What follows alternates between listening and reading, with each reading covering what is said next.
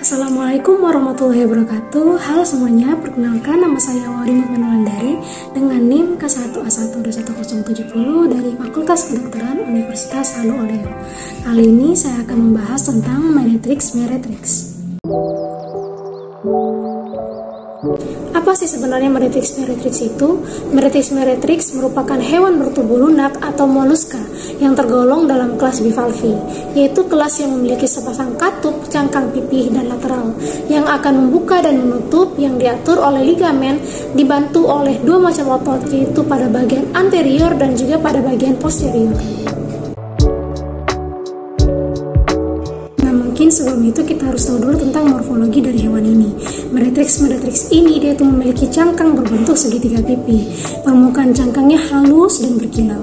Dia mempunyai bermacam warna dan juga pola di permukaan luar cangkangnya yang licin, mulai dari putih, kecoklatan sampai coklat kehitaman. Nah, cangkang bagian dalamnya itu berwarna putih. Bivalvia ini dia itu mempunyai suatu lekukan mulai dari daerah umbo sampai ke posterior dan di pinggir bawahnya membulat, di mana tanpa garis yang konsentris dan juga sejajar. Garis ini tuh kita bisa sebut dengan garis pertumbuhan, di mana dia itu menunjukkan masa pertumbuhan yang lamban ataupun tidak adanya pertumbuhan.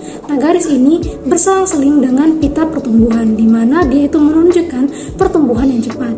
Semakin banyak garis dan juga pita pertumbuhan, maka makin tua umur dari hewan tersebut.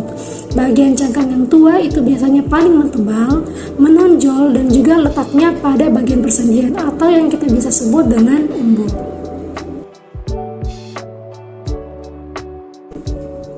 Nah, selanjutnya kita akan bahas tentang habitatnya. Meretrix ini dia itu sebagai kerang laut merupakan salah satu penyusun komunitas makrozubentos yang mendiami wilayah pasir dan berlumpur di kawasan pesisir. Meretrix dapat ditemukan hidup membenamkan diri pada substrat yang berpasir, mulai dari tepi pantai hingga masuk sekitar 300 meter ke badan sungai. Hidupnya di dalam pasir halus yang tergenang air pada waktu pasang dan kering ketika surut.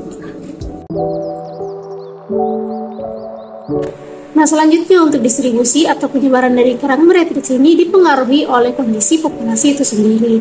Pola dispersi dan kondisi tubuh biota makrofauna bentik dipengaruhi oleh substrat dasar tempat hidupnya. Pola distribusi dapat didefinisikan sebagai pola jarak antara individu dalam suatu perbatasan populasi. Pada suatu populasi, biota harus memiliki tingkat adaptasi yang baik dan mampu berinteraksi dengan spesies lainnya. Oleh karena itu, variasi individual intraspesies itu lebih sempit dibandingkan dengan yang berlainan spesies atau yang bisa kita sebut dengan interspesies. Selanjutnya akan kita bahas tentang adaptasinya. Meretrix merupakan anggota kelas bivalvi yang memiliki adaptasi khusus yang memungkinkan spesies ini tuh dapat bertahan hidup pada daerah yang memperoleh tekanan fisik, seperti yang terjadi pada daerah intertidal. Nah, organisme ini juga memiliki adaptasi untuk bertahan terhadap arus maupun yang gelombang. Namun, anggota kelas bivalvi ini tidak memiliki kemampuan untuk berpindah tempat secara cepat, sehingga menjadi organisme yang sangat mudah untuk ditangkap. Nah, bivalvi dia itu mempunyai kulit yang keras, yang berfungsi sebagai adaptasi dalam kondisi suhu yang tinggi, dengan cara menutup cangkangnya. Nah, bivalvi juga mampu beradaptasi pada kondisi substrat, suhu, dan salinitas, sehingga mampu hidup dan juga berkembang di lingkungan yang luas. Nah, selanjutnya untuk reproduksinya, Meretrix ini dia tuh memiliki kelamin terpisah atau berumah dua. Umumnya pembuahan yang dilakukan itu secara eksternal. Sel telur yang telah matang akan dikeluarkan dari ovarium, kemudian masuk ke dalam ruangan suprabranhial. Selanjutnya akan terjadi pembuahan oleh sperma yang dilepaskan oleh hewan jantan. Telur yang telah dibuahi berkembang menjadi larva glochidium. Nah, larva ini pada beberapa jenis ada yang memiliki alat kait dan juga ada yang tidak punya. Selanjutnya larva akan dikeluarkan dari induknya dan menempel pada ikan sebagai parasit, lalu menjadi kista. Setelah beberapa hari, kista ini akan membuka dan kerang muda keluar dan hidup di alam bebas. Nah, untuk manfaat ekonominya, selain sebagai bahan konsumsi, meretrix juga dapat dimanfaatkan sebagai bahan utama pembuatan kerajinan tangan atau hiasan dalam berbagai macam bentuk, seperti pernak-pernik, lampu hias, dan sebagainya.